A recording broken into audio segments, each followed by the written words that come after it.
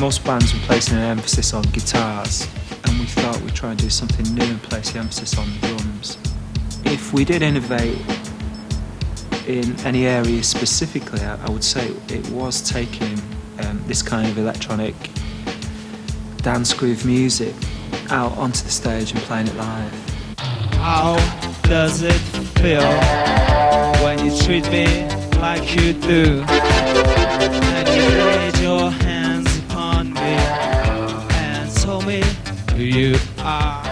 The desk that we wrote Blue Monday on, which was everyone considers to be like a technological revolution as a song, Blue Monday. It was the oldest desk I've ever seen in my life, and everything was done by hand on it. Everything, it was absolute murder.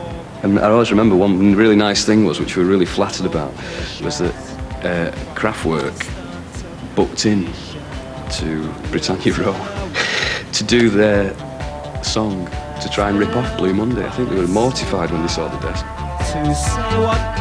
Blue Monday was sold only as a 12-inch single, causing initial resistance from radio. But when it sold 3 million worldwide, it helped establish the 12-inch as the format for dance music in the 80s. New Order now wanted to find a producer with the right cultural baggage. They came over to New York. I took them out to a small demo studio in Brooklyn. And we, as they tell it, I just stood over them waiting for them to do something. I don't really remember it that way, but that's the way they tell it, that I was sort of intimidating their creativity. But I don't think anyone can intimidate those guys. We were expecting Arthur Baker to be like this really big flash producer who knew exactly what he was doing, and we were very nervous. And I think Arthur Baker expected this really flash band who knew what they were doing. And I remember sitting in this guy's house in the Bronx in New York for hours, just looking at each other, just scared to death, thinking, what the hell are we going to do? And we were just jamming, and it was like, oh God, because it was the first time we'd ever gone in the studio without the track written. So we went in basically and did 2 tracks. We came up with some stuff, and we did Confusion and the track that became Thieves Like Us, which, I just gave them the multi of Thieves Like Us, and I finished Confusion. I brought the Roland 808 and my backward sounds, which was sort of the hip-hop thing at the time, the Funhouse sound. New Order brought the bass, Pro 1, which we also used for the sequence.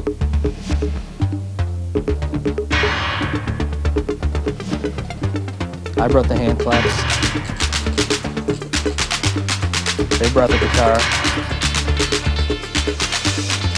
They brought the melody. I brought the chant. And I brought the beat. We put it together and it sounded like this.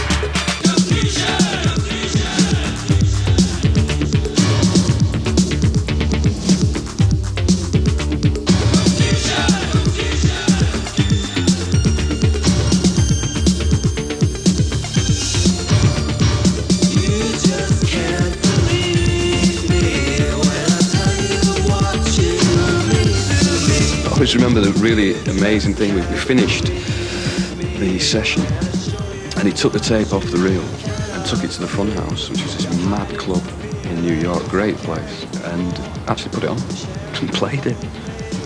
Normally, whenever you finish doing something, you don't get the buzz of hearing it anywhere else for months and months, and by that time you've sort of lost it. And to actually, for him to take it out and play it was amazing.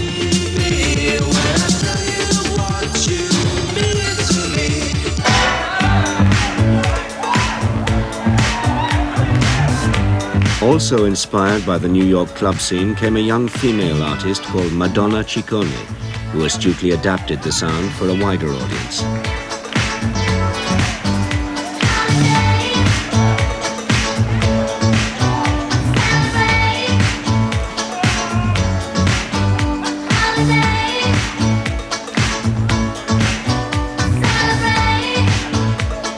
What Madonna built on, to a certain extent, was the music that was coming out of the black clubs in New York.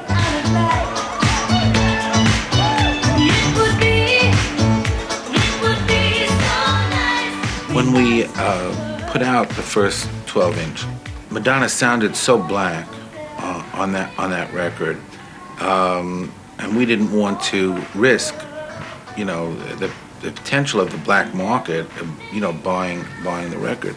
That we made a decision not to put her picture on the sleeve. If at first her record company pretended Madonna was black, it was an illusion that became difficult to maintain with the growth of a new development in rock and roll.